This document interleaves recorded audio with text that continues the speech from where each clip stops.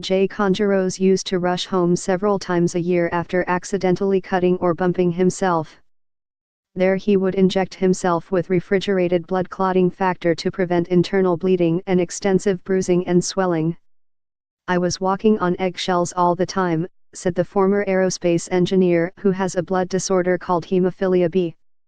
Then, last year, Congeros enrolled in a clinical trial, receiving an experimental gene therapy at Children's Hospital of Philadelphia.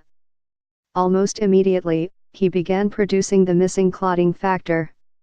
Several weeks later, after he dropped a heavy box on his shin, he watched a bruise develop and shrink within hours. "Are you kidding me?" he thought. "Life's easy if this is what happens." Congeros, 53, who runs a bakery and cafe in southeastern Ontario, is one of 10 men in an early-stage trial sponsored by Spark Therapeutics. The disorder is much more common in men than women. On Wednesday, researchers reported that a single intravenous infusion of Spark's novel gene therapy enabled patients to safely produce sufficient clotting factor to prevent dangerous bleeding episodes. The treatment also nearly universally eliminated the need for preventive infusions of clotting factor a few times a week, the scientists said. And its effects lasted, after a year and a half, the longest patient follow-up, the therapy was continuing to work.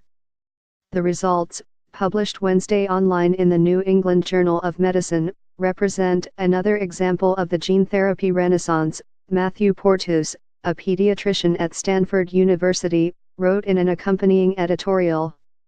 He said the data suggests that the treatment ultimately might provide an ideal cure for hemophilia B. Still, he noted, the study has some limitations.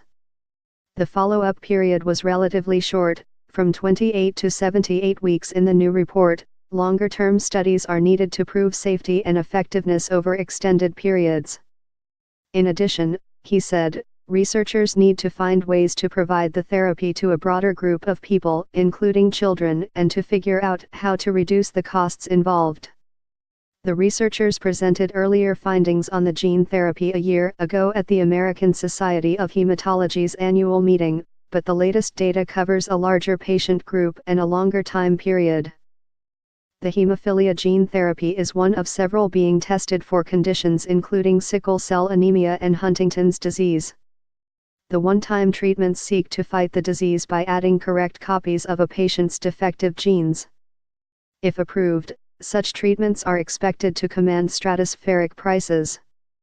For example, a separate Sparks gene therapy for a rare type of childhood blindness, which is on track for Food and Drug Administration clearance soon, could cost $1 million per patient for infusions in both eyes, according to some Wall Street analysts. Still, the therapies can produce at least some offsetting savings. Porteous noted in his editorial that the hemophilia therapy resulted in savings of about $200,000 a year per patient because of the elimination of clotting factor infusions. Other experts also were impressed by the results.